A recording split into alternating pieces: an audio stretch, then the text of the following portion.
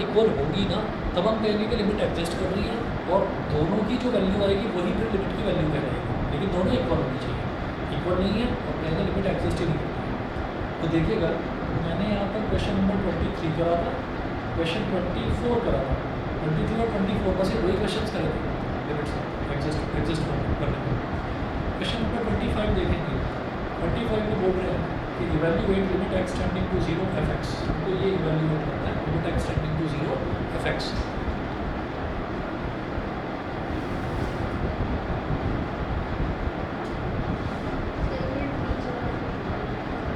ठीक है, कोई ऊपर का बता दो ना यहाँ पे।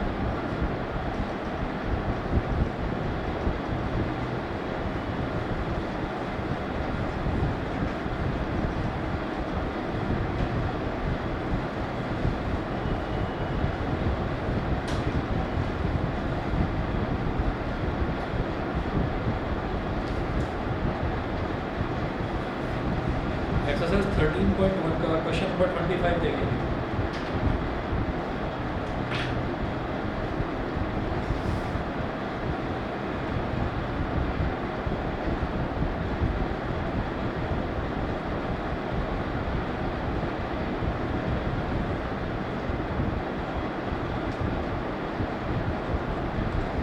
एक्सरसाइज 13.1 का क्वेश्चन नंबर 25 में evaluate limit x tending to 0 f x.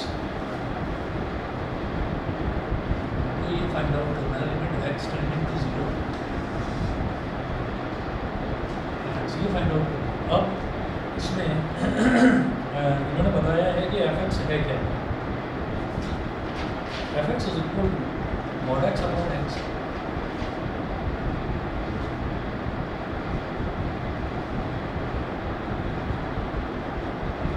X is equal to mod x upon x when x is not equal to 0. When x is not equal to 0, or 0 when x is equal to 0.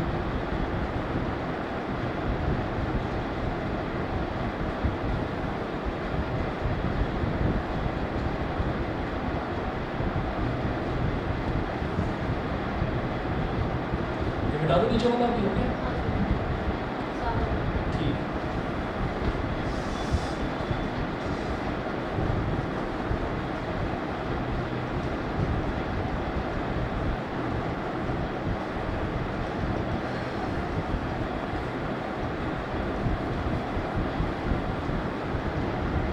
चलिए अब जरा देखना है इसमें क्या है कि जैसे मॉड एक्स होता है ना, तो मॉड एक्स को डिफाइन किस तरह से करा जाता है वो देखिए। अभी पहले फंक्शन को प्रॉपर्ली डिफाइन करेंगे, फिर उसके बाद फंक्शन किस पर डिपेंड कर रहा है, वो मॉड एक्स पर डिपेंड कर रहा है। अब आपने ना एक चीज़ पढ़ी होगी अभी तक आपने एक चीज़ पढ़ी होगी कि अगर माइनस मॉड -3 लिख दें बी +3 आता है, और मॉड +3 लिख दें तो बी +3 आता है। लेकिन ये आता कैसे लिखिएगा, we know that mod x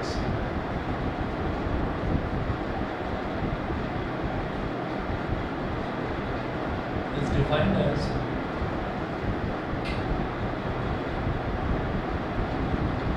mod x is equal to -x when x is less than 0 plus का x when x is greater than equal to 0। तो mod x को इस तरीके से डिफाइन करा जाता है कि mod x is equal to -x when x is less than 0 and plus x when x is greater than equal to 0। ठीक, अच्छा जी। इसके बाद जरा देखेंगे कि हम इस फंडे से किस तरह से लेना देना है तो समझते हैं। हमने ये कहा mod x की वैल्यू -x होती है when x is less than 0। तो x लेस देन 0 का मतलब क्या है कि जब x 0 से छोटा होगा, यानी कि जब x नेगेटिव होगा। 0 से छोटा मतलब नेगेटिव। तो सोचिए कि x जो है, x क्या है 0 से छोटा, यानी कि मॉड के अंदर लिखी हुई क्वांटिटी 0 से छोटी है। तो -7 ये है। तो -7 किस तरह से डिफाइन करा जाएगा, माइनस ऑफ -7। समझ गए भाई, x की वैल्यू क्या है, -7 है ना। तो अगर x हमारा 0 से छोटा है, 0 से छोटा है तो किस तरह से डिफाइन करा जाएगा, माइनस ऑफ -7। तो रिजल्ट क्या आ जाएगा, +7। समझ गए। अगर x 0 से छोटा है, x क्या है जो मॉड के अंदर लिखा हुआ है, अगर वो टर्म 0 से छोटा कैसे डिफाइन करेंगे, उसके आगे नेगेटिव साइन और लग जाएगा बस। अच्छा, अगर x 0 है या 0 से बड़ा है, मान लीजिए 7 है, तो जो लिखा हुआ है अंदर, जो लिखा हुआ है x लिखा हुआ है ना अंदर, वो एज इट इज आ जाएगा। अंदर 7 लिखा हुआ है तो 7 ही आ जाएगा। अंदर अगर 0 से छोटा लिखा हुआ है तो नेगेटिव के साथ आएगा। तो -7 लिखा हुआ है ना, तो नेगेटिव के साथ -7 आया तो माइनस और -7 इस पास है। तो इस तरह से आउटपुट तो हमेशा पॉजिटिव आता है, लेकिन जब हमें पता नहीं है कि अंदर क्या लिखा हुआ है, तब हम mod x को इस तरह से डिफाइन करते हैं कि -x और +x ऐसे करके डिफाइन करते हैं। ये mod x की बेसिक डेफिनेशन है। सर जब x की वैल्यू 0 से कम है तो नेगेटिव होगा, तो माइनस से पहले अगर मॉड के अंदर -7 लिखा तो वही x है, तो mod के अंदर लिखा हुआ है वो पूरा टर्म x है विद इट्स साइन। तो साइन अंदर है ना, माइनस साइन बाहर भी कैसा आ रहा है मॉड के बाद? जो इसको डिफाइन करा जा रहा है ना, जब mod x को ये पूछा जा रहा है कि mod x को आप डिफाइन कैसे करेंगे, ये mod हटेगा कैसे, तो आप ये कहेंगे mod हटाने का बस एक ही तरीका है, आपको ये चेक करना होगा कि अंदर जो लिखा हुआ है वो 0 से छोटा है या 0 से बड़ा है। अगर वो 0 से छोटा है तो उसके आगे एक माइनस साइन और लगेगा। तो देखा हमने 0 से छोटा है तो एक माइनस साइन और लगा दिया, तो माइनस माइनस प्लस है। क्लियर है? ठीक है। अच्छा, अब इसी फंडे को, इस फंडे को मैं यूज़ करूँगा यहाँ पर। अब ये कहेंगे देयरफॉर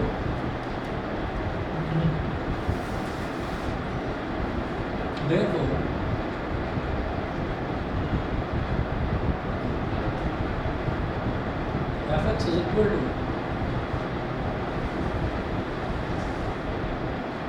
अब यहाँ पर दे रखा है कि अगर x की वैल्यू 0 होगी तो फंक्शन की वैल्यू 0 है। अगर x की वैल्यू 0 के इक्वल नहीं होगी तो 0 के इक्वल x की वैल्यू ना होने का मतलब या तो x की वैल्यू 0 से छोटी होगी या x की वैल्यू 0 से बड़ी होगी, है ना। तो हमने कहा कि x की वैल्यू 0 से छोटी वाली रहती है। यहाँ लिखेंगे -x/x when x is less than 0। ये बता दो, ये तो समझ गए हम क्या है, हमने ऐसे क्या करा है। अच्छा, अब लिखेंगे प्लस का x/x when x is greater than 0। x is not equal to 0 को दो पार्ट्स में तोड़ दिया मैंने कि x जब 0 के इक्वल नहीं है तो दो तरीके से हो सकता है, या तो 0 से छोटा होगा या 0 से बड़ा होगा।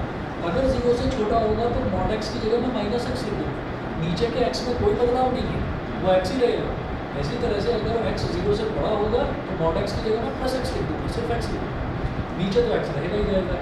अच्छा, and when x is equal to 0,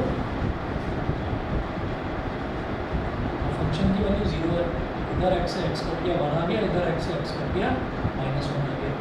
तो fx कितना हो जाएगा, fx is equal to हो जाएगा -1 when x is less than 0 plus का 1 when x is greater than 0 and 0 when x is equal to 0 -1 1 and 0। fx की वैल्यू ये होगी। सही है, समझ गए? ठीक है। तो अब इसको देखकर ही मुझे ये समझ में आ गया मैं इस लिमिट को कैलकुलेट ही नहीं कर सकता, लिमिट एग्जिस्ट ही नहीं करती। क्यों भाई, कांस्टेंट फंक्शन आ रहा है। तो इसमें आप ये देखिए कि जब x 0 से छोटा होगा, यानी कि जब मैं डेफिनेट लिमिट निकालूंगा तो लिमिट की वैल्यू क्या आ जाएगी -1, जब रिलेटेड लिमिट निकालूंगा तो वैल्यू +1 आ जाएगी। तो जब भी हमारे पास ऐसे ना कांस्टेंट टर्म्स आते हैं, कांस्टेंट टर्म जब भी हमारे पास आते हैं तो हम सीधा सीधा लिमिट की वैल्यू लिखते हैं कि लिमिट की वैल्यू उस कांस्टेंट टर्म के इक्वल ही होगी। कैसे लिखेंगे देखिएगा, हम यहाँ पर ये कहेंगे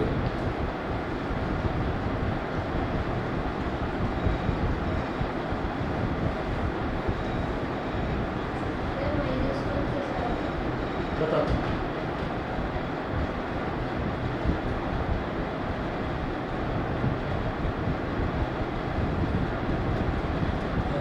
ऊपर -x, mod x की जगह क्या आ गया -x और नीचे x, तो x से x कट गया तो -1।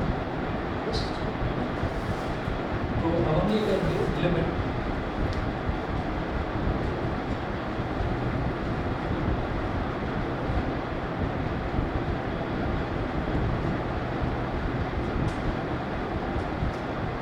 यहाँ लिखेंगे LHM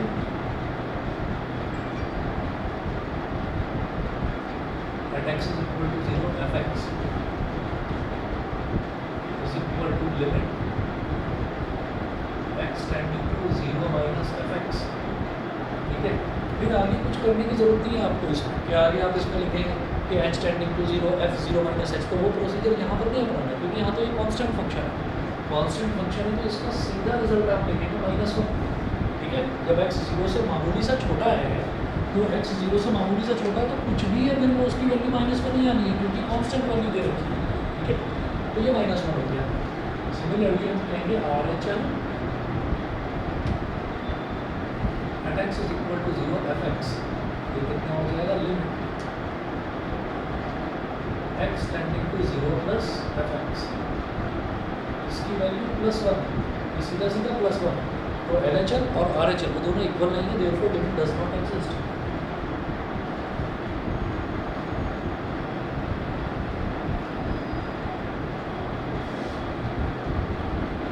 not equal to RHL,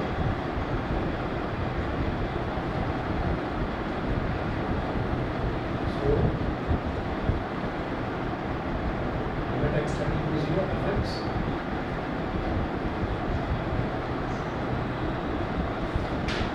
first इसमें है x equals 0, LHL at x is equal to 0 fx is equal to limit x tending to 0 minus fx, ठीक है।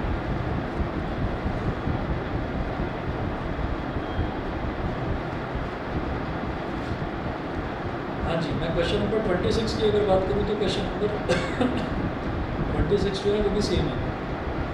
क्वेश्चन नंबर 26 जो है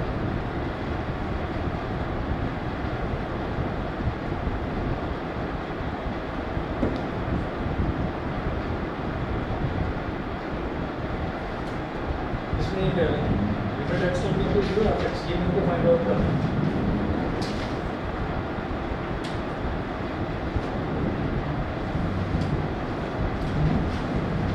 limit x tending to 0 fx हमें ये find out करना है 26 में, ठीक है। और fx क्या दे रखा है, x upon mod x,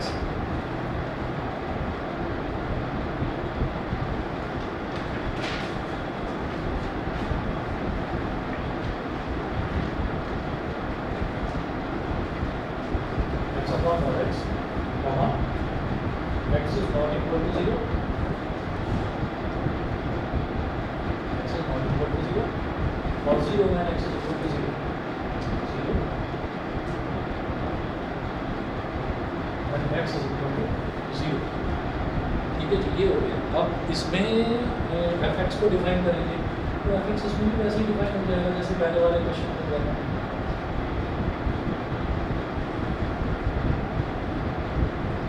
x is not equal to 0, not equal to 0 का मतलब क्या, या तो x 0 से छोटा है या 0 से बड़ा है, ये करेंगे। अगर 0 से छोटा है तो mod x की जगह -x, and x is less than 0, ठीक है, और x upon plus x and x is equal to 0, सही है। और यहाँ तो दे रखा है 0 and x is equal to 0, ये तो दे रखा है। अब देखिए x से x कट गया तो 1 upon -1 बचेगा, वो भी -1 ही होगा, पर यहाँ पर क्या, यहाँ पर 1 upon 1 तो 1 upon 1 तो वैसे ही बना, ठीक है। तो fx क्या हो गया,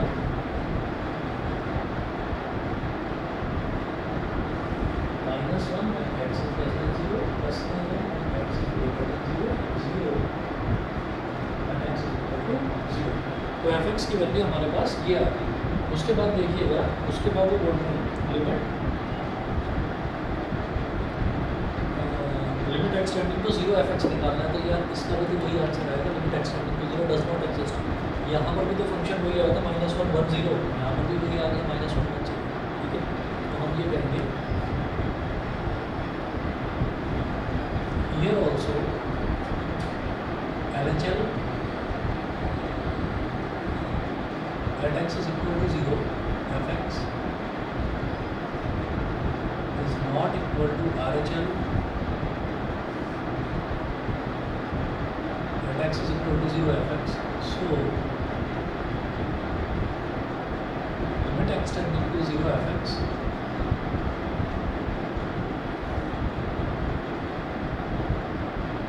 does not exist। Question number 26 के बाद देखेंगे 27।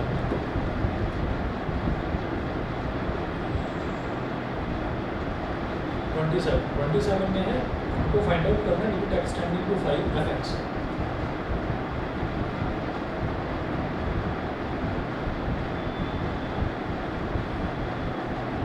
ये हमें फाइंड आउट करना है। उसके बाद देखिएगा इन्होंने बोला है एफ एक्स को इन्होंने डिफाइन भी करा है, f x is equal to mod x minus five.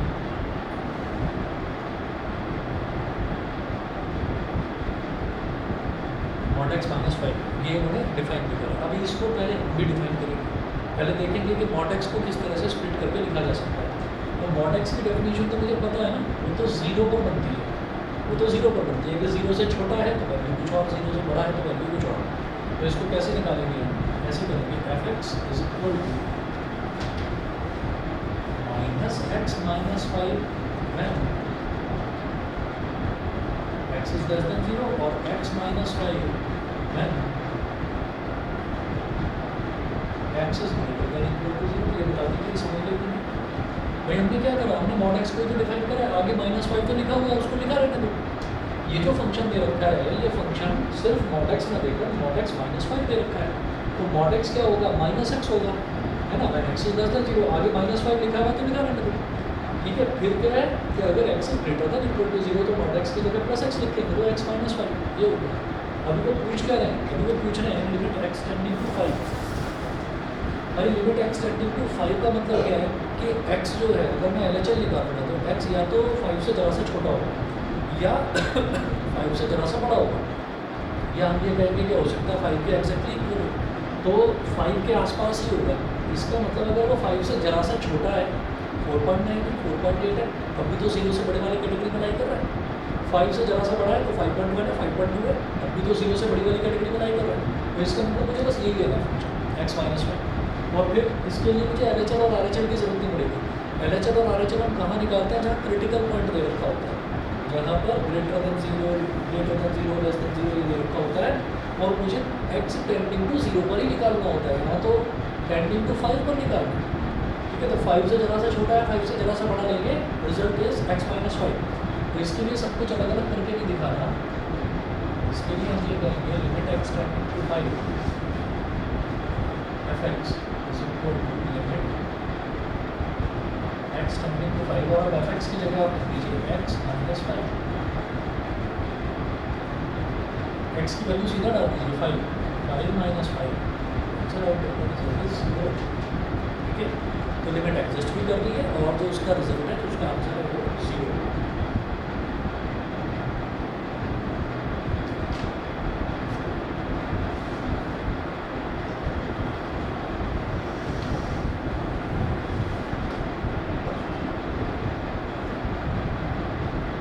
Question number 28 देखेंगे। 28 में f x is equal to दे रखा है a plus b x.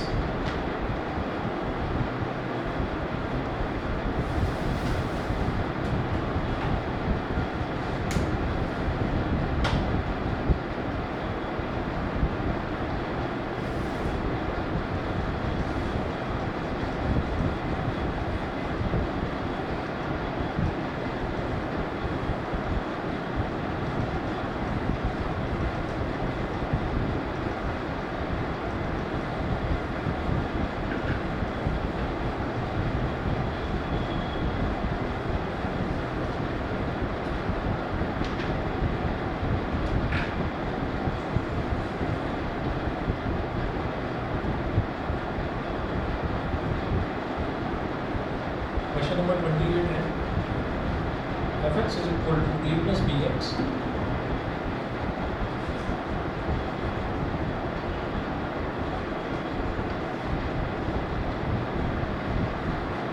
A plus b x comma x is less than 1 when x is less than 1, और 4 when x is equal to 1, 4 when x is equal to 1, और b minus A x when x is greater then 1।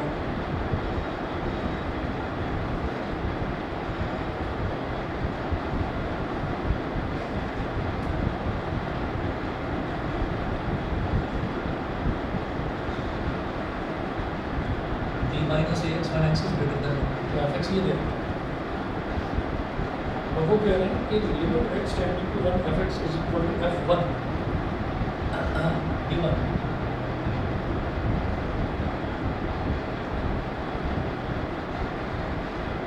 x tending to 1 f(x) is equal to f1, वो पूछ रहे हैं आपसे कि what are the possible values of A and B. तो A and B की क्या क्या वैल्यूज पॉसिबल हो सकती हैं आपको ये बताना है। What are the possible values of A and B ये फाइंड आउट करना है। कैसे करेंगे ये देखिएगा। सर इसमें इंस्टॉल भी लिखे हैं and if limit x tending to 1 is fx is equals to f1। इसका मतलब ये तो लिखा है, ये दे रखा है कि ये इसके इक्वल है ना। अभी समझाऊंगा इसको कि क्या है। देखो what are the possible values of A and b. A और बी की क्या क्या वैल्यूज पॉसिबल हो सकती है। तो पहले तो यही देखना है कि limit x tending to 1 fx ये क्या होता है।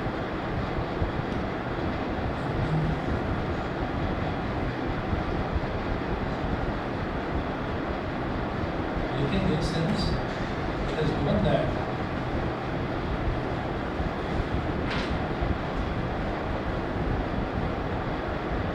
x tending to 1 fx is equal to f1 और f1 की वैल्यू 4 है। f1 समझ रहे हैं ना, ये फंक्शन है ना fx। अभी इसमें x की जगह 1 डाल दें, x की जगह 1 डाल दें तो रिजल्ट क्या आ रहा है 4 आ रहा है। तो f1 जो है वो 4 के इक्वल है। It implies that limit x tending to 1 fx is equal to 4 यानी कि लिमिट एक्सटेंडिंग टू 1 fx इसकी वैल्यू 4 के इक्वल आ रही है। इसकी वैल्यू 4 के इक्वल आ रही है तो इसका मतलब वैल्यू एग्जिस्ट कर रही है, तभी तो 4 के इक्वल है। वैल्यू एग्जिस्ट करने का मतलब क्या है कि लेफ्ट हैंड लिमिट और राइट हैंड लिमिट दोनों इक्वल होंगे। ठीक है, ये करेंगे f1 की वैल्यू 4 है ना, f1 x की जगह 1 डाल दीजिए, x की जगह 1 डाल दीजिए, x इज इक्वल टू 1 तो रिजल्ट क्या आ रहा है 4 आ रहा है। तो f1 is equal to 4 that is limit x tending to 1 fx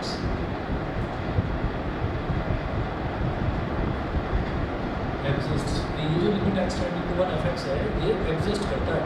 अब एग्जिस्ट करता है तो it implies that LHL at x is equal to 1 fx is equal to RHL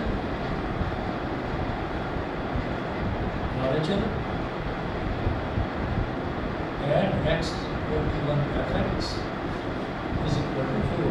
ये वैल्यू है limit x tending to 1 fx। अगर exist करता है तो limit x tending to 1 fx की वैल्यू क्या होगी, वही वैल्यू जो उसकी RHL की होगी, वही वैल्यू जो उसकी LHL की होगी। तो दोनों वैल्यूज इक्वल होगी तभी वो एग्जिस्ट करता है। तो इसको ये जो पूरा एक्सप्रेशन मैंने लिखा है, जो पूरी इक्वेशन लिखी है, इसको इक्वेशन नंबर 1 बोल दिया, इसको इक्वेशन नंबर 1 बोल दिया। अब LHL निकालेंगे पहले, यहाँ लिख लेंगे LHL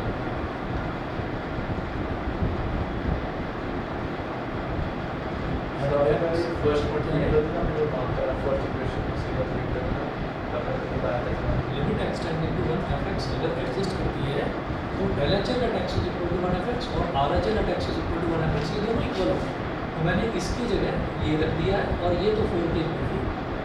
limit x tending to 1 fx जो है वो 4 के इक्वल है और ये एग्जिस्ट करता है तो limit x tending to 1 fx LHL और RHL दोनों ही आपस में इक्वल होंगे क्योंकि लिमिट एग्जिस्ट करती है और वो 4 के इक्वल है। सही है, अब लिखिएगा LHL at x is equal to 1 fx is equal to RHL sorry पहले LHL निकालिए। LHL at x is equal to 1 fx is equal to limit x tending to 1 minus fx limit x tending to 1 minus fx। इसका मतलब क्या होगा, अगला step क्या आएगा, limit h tending to 0 f1 minus h। ये तीनों स्टेप आ गए समझ में।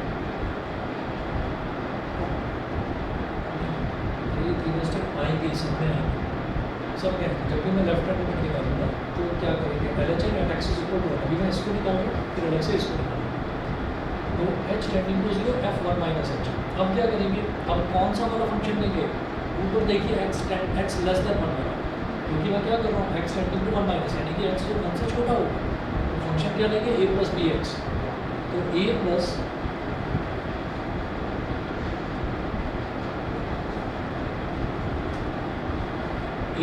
बी एक्स क्या है यहाँ पर?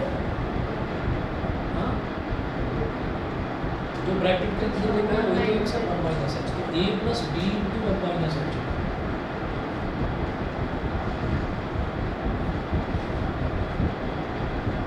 ए plus b into 1 is b, b into h is b h. ये हो गया। अब आप क्या करिए, एच की जगह 0 डाल दीजिए। A plus b minus b into 0, b into 0 is 0। जी एलएचएल जो है वो आपका ए प्लस बी के इक्वल आ गया।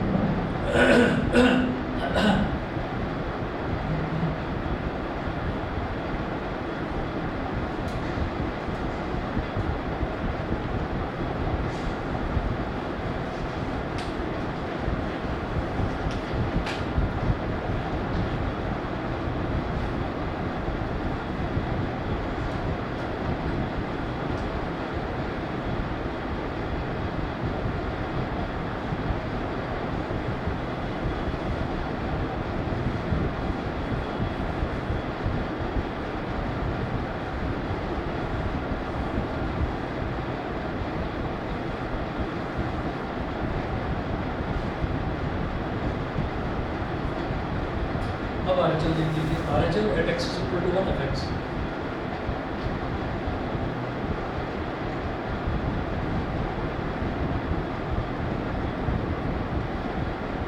ये क्या होगा, limit x tending to 1 plus fx is equal to limit x tending to 0 f1 plus h, limit x tending to 0 f1 plus h।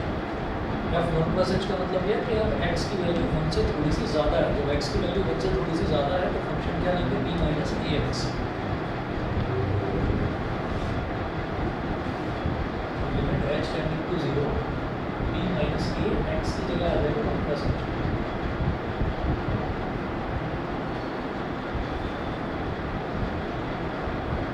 a into 1 is a minus a into h is minus a h। h की जगह 0, b minus a minus a into 0, a into 0 is 0। Result क्या आ गया, b minus a। तो हमारे पास LHL की value आ गई a plus B, ठीक है। RHL की वैल्यू आ गई b minus a, b minus a को चाहे तो पलट कर मैं माइनस a प्लस बी लिखूँ। मैं ऐसा क्यों लिख रहा हूँ अभी समझ आ गया। b माइनस a को चाहे तो माइनस a प्लस बी लिखूँ। तो LHL की वैल्यू आ गई, RHL की वैल्यू आ गई। फ्रॉम इक्वेशन 1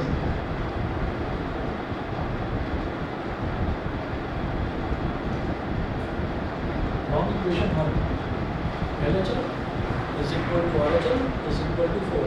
LHL कितना है, a plus b is equal to minus a plus b is equal to 4। a plus b is equal to minus a plus b is equal to 4। ये हो गया।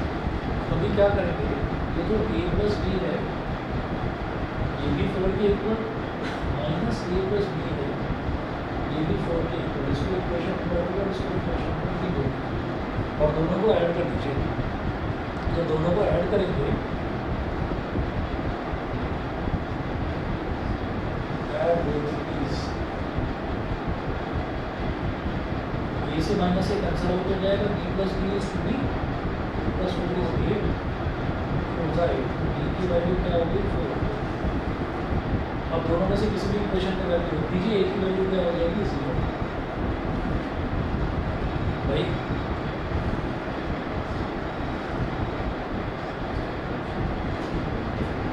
अगर आपने यहाँ पर a plus 4 is equal to 4 रखा तो a की वैल्यू 4 होगी, 0 होगी। Minus a plus 4 is equal to 4 रखेंगे तो भी a की वैल्यू 0। ठीक है, चलिए इसके बाद जो है 28 हुआ।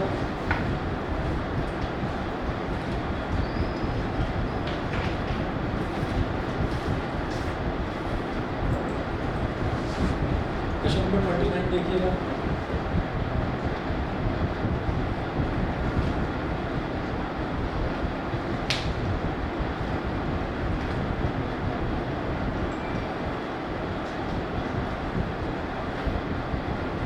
और ये जितने भी क्वेश्चन है ना, मैं 29 तक कर रहा हूँ, ये जितने भी क्वेश्चन है ना ये अलग नोटबुक में मेरे को करके दिखाइएगा, यही दोबारा करने हैं आपको।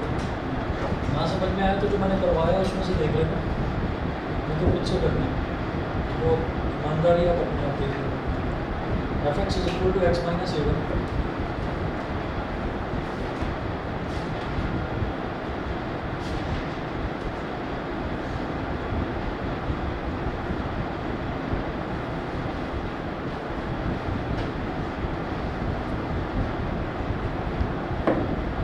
और ऐसे करते करते कहाँ तक एक्स माइनस ए क्यू तक।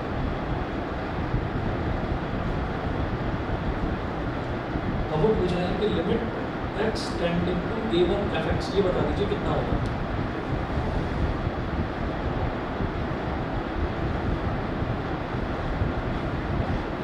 अब इसमें कोई क्रिटिकल पॉइंट तो नहीं है, इसमें तो डायरेक्ट वैल्यू लिखेंगे। Limit x tending to A one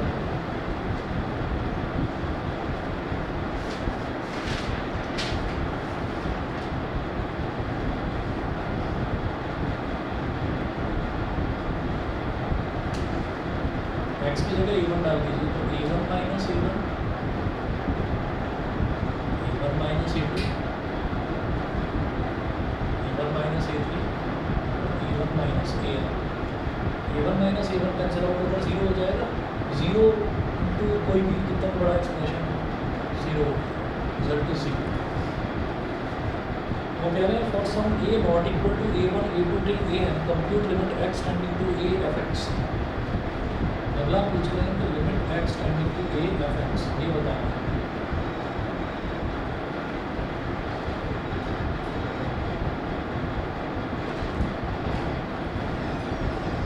ये देखिएगा कैसे होगा, limit x tending to a x minus A one x minus a two dot dot x minus A x tending to a दे रखा है, तो लिखेंगे a minus A one, a minus a to और ए माइनस ए। ये इन्हीं questions को, same questions को आपको सेपरेट नोटबुक में करके दिखाना, और दोनों नोटबुक लेकर आएंगे, ठीक है, परसों। चलिए।